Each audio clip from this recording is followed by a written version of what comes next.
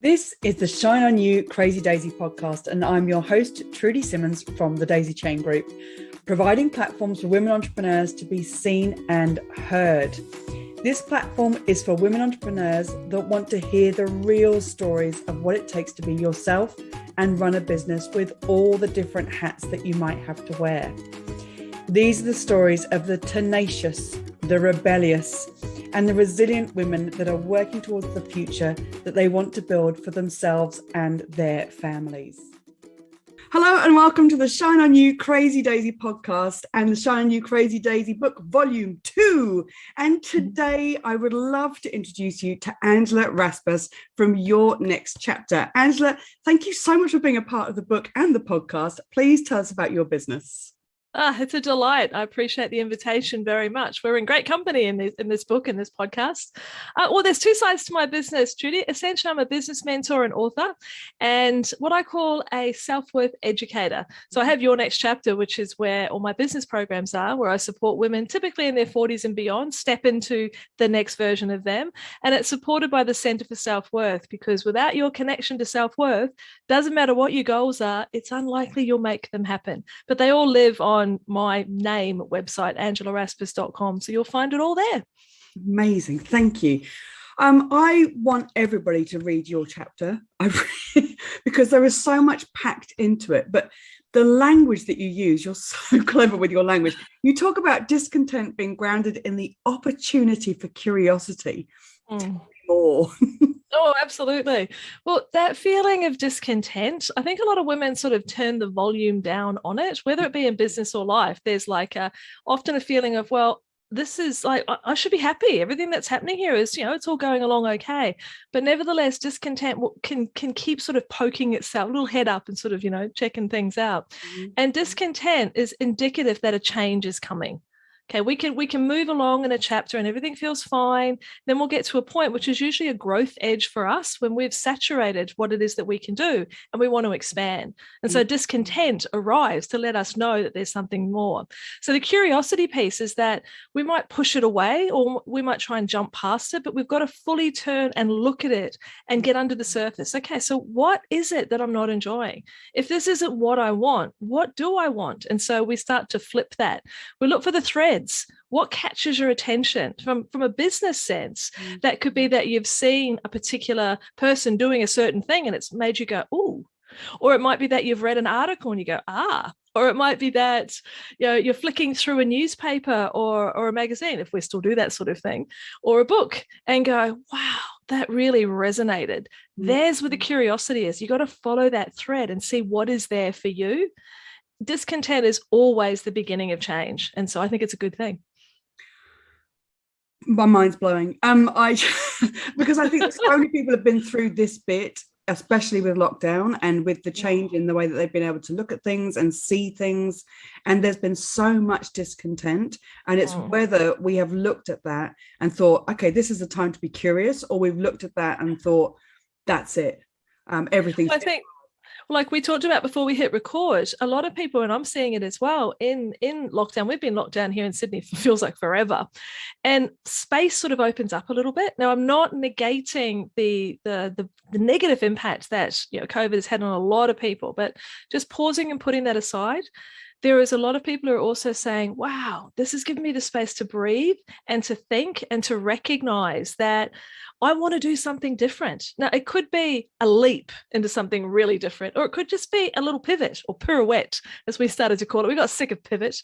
And so many, many people are sitting at that edge of a new chapter, of their next chapter. And that's where the curiosity really helps. Give yourself permission to explore. Give yourself that chance. I love it. What I also loved in your chapter is you talked about your inner sage being a massive part of how you found yourself and saved yourself from addiction. Can you tell us about that part of your life? Happily. It was funny. I was talking about this with my husband just a couple of days ago.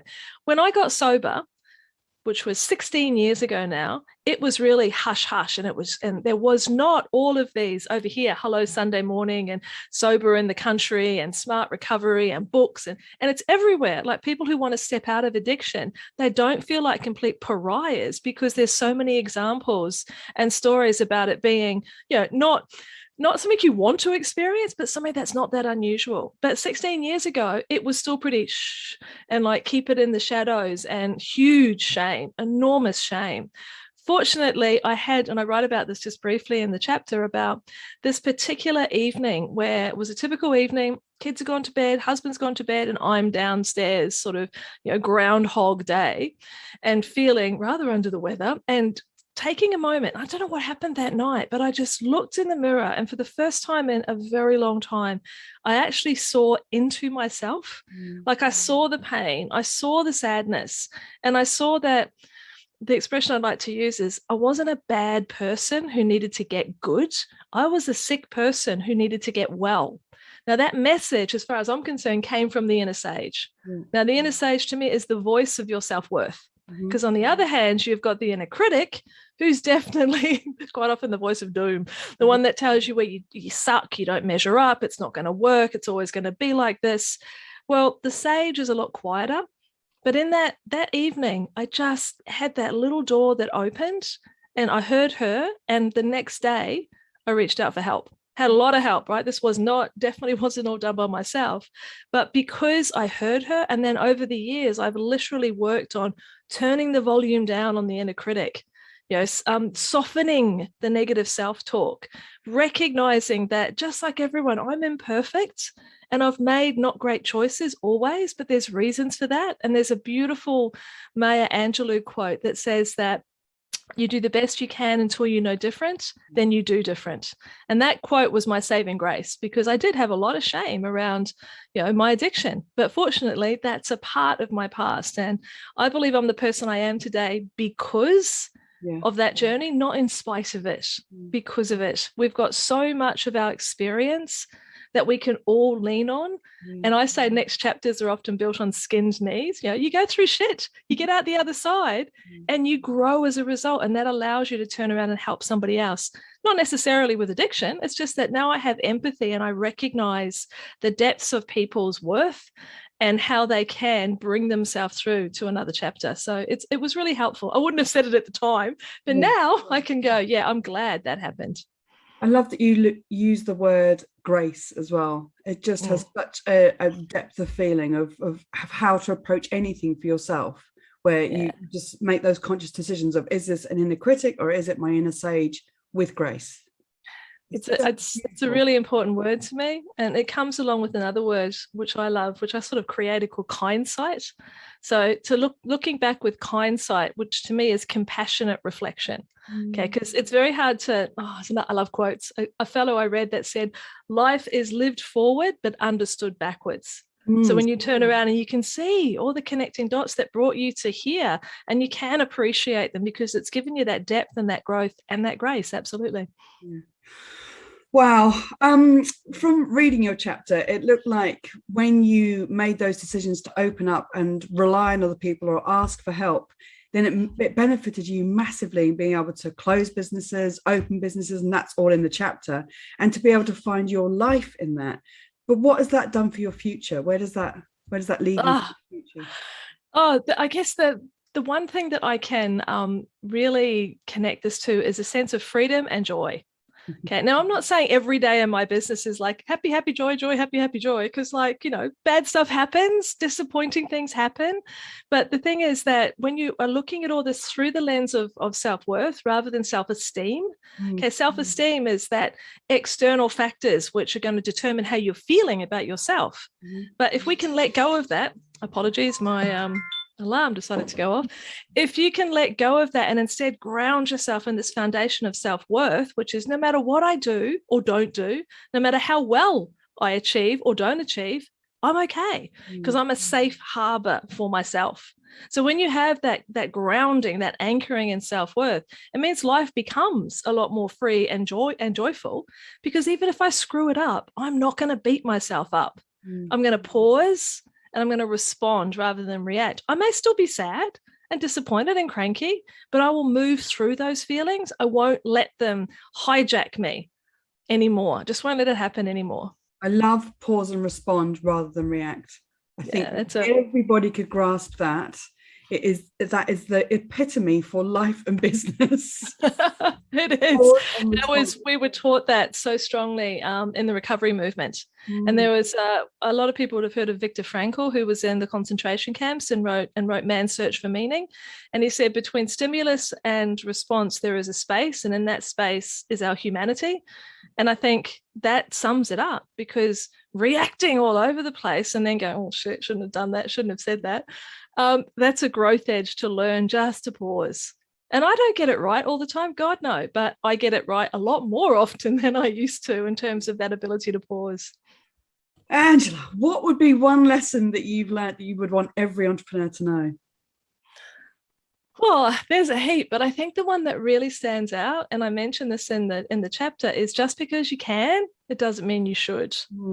Okay, so there's a lot of things that we can do. We can, and I find a lot of women in business, we often take the skills we had in corporate world and we turn them into a business. And that's what I did. And I took my marketing skills and built a marketing agency. And I kept on going and I grew it, and I, got staff and an office and all of that stuff. But I never paused and went, I can do this, but do I want to? Yeah. I just went, well, hey, bigger is better, right? I mean, that's what we're all in business for. But no, bigger can mean deeper. It doesn't have to mean like this. It can be like this. And so when I finally paused and went like, you know what? I'm just not happy. Discontent. What do you want to do? Curiosity. Then I was free again.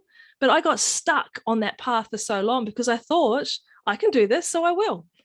So that's the biggest lesson. Just because you can do it, really pause. Does it align with your values? Are you clear on what role you want this business to play in your life? Because that will have such an influence over the decisions that you make. You'll make them with grace rather than just off the cuff or being influenced by, the latest trend or what you think should happen. So yeah, it's a really important one. What's your favorite business book? Oh, do you know how many books I've got in this office? Seriously, it was like, it must have taken me half an hour going through them all going, But what I actually came up with, it's not a strict business book, but it makes a big difference in business. It's called Change Your Thinking, and it's by a psychologist called Sarah Edelman over here in Australia. And when I first read this, it helped me unlock inside my head and my brain, basically, the way in which my thinking was in some ways faulty, and I could pick it up. Like, we have a lot of thinking habits that constrain our behavior. And when we're aware of those distorted thinking patterns that we have, we can go, self-awareness, boom, I can make a different decision. So she really looks at the brain and our patterns of thinking and helps us harness all of us rather than, get pulled down those paths we were talking about before. So yeah, that's my favorite book. I could listen to you all day. Thank you so much for being a part of the book and for coming along today and having a chat, because it's so good to hear from people about their chapters and to hear from the horse's mouth, as it were, on the stories that go behind everything, because we are all on the same journey. We're just different avenues, and the quotes that you contain in your head never cease to surprise. Thank you so much. I'm a word nerd. Thanks for being a part of this, Angela. You're welcome. Thanks again. Thank you so much for watching the Shine On You Crazy Daisy podcast. If you've liked what you've seen today, then please make sure that you click the subscribe button to this channel to see more inspiration and motivation as more of these stories keep coming out. And if you want even more, click on the link below this video and go and have a look at the series of books Shine On You Crazy Daisy and get even more inspiration and motivation for you and your business.